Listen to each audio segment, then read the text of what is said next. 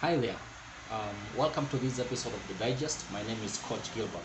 So today we're going to look at an aspect that is key in organizations and even as individual leaders in our different spaces. And this is about effective leadership. And we're going to talk about the five conscious mindset of an effective leader.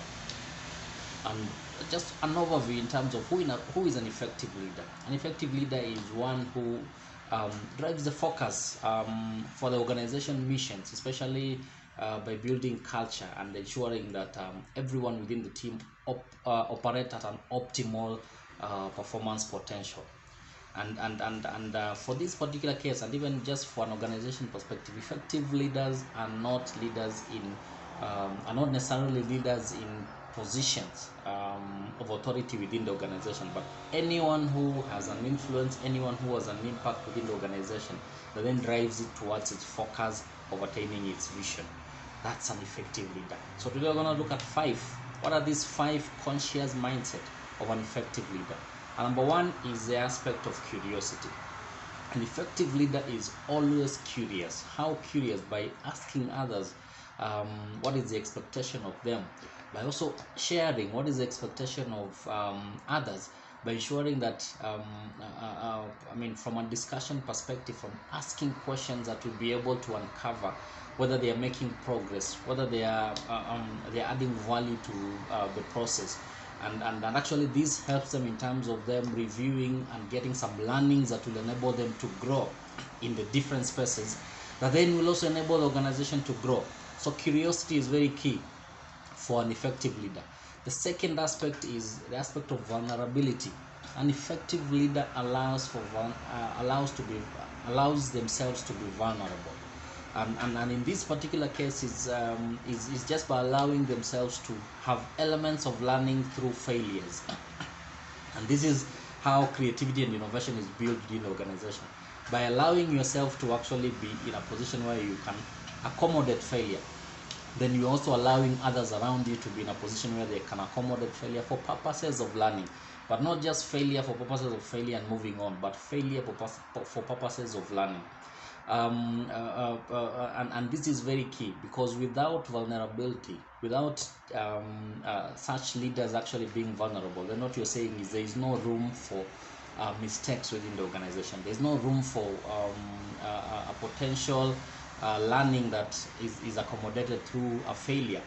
So by being vulnerable, then you're allowing what we call vulnerability trust within the team.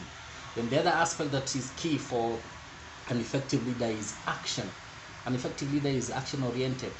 When they agree on certain areas of action with the team that then the organization needs to focus on, they're able to execute, they're able to lead the way, they're able to show the way, and they're able to actually walk the team towards that direction, or walk the colleagues that are tasked to do that particular assignment, to walk them in a specific direction. So an effective leader from an action perspective knows the way, shows the way, and lead the way. As a friend of mine, John Maxwell, actually shares it.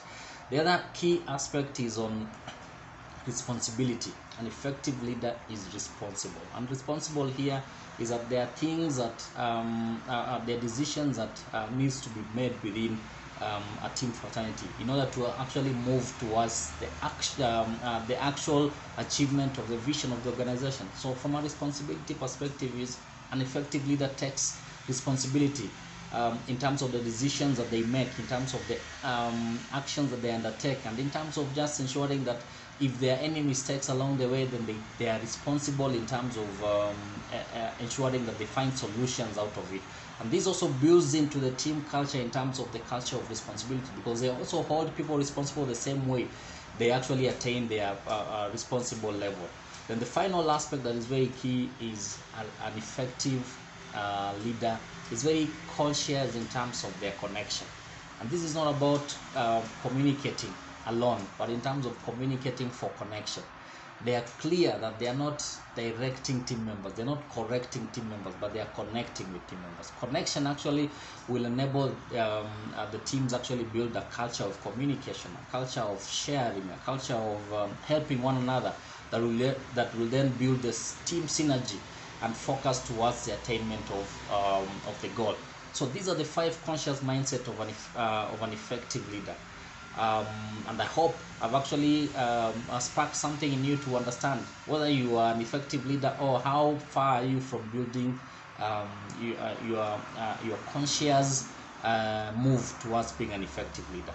Thank you very much, and see you in the next couple episodes where I'll be sharing with you such insights in terms of leadership perspectives that will be able to really provoke your thought in doing some action. Taking actions that will be able to grow you as an individual, but also grow the people around you. Thank you very much, and my name is Coach Gilbert.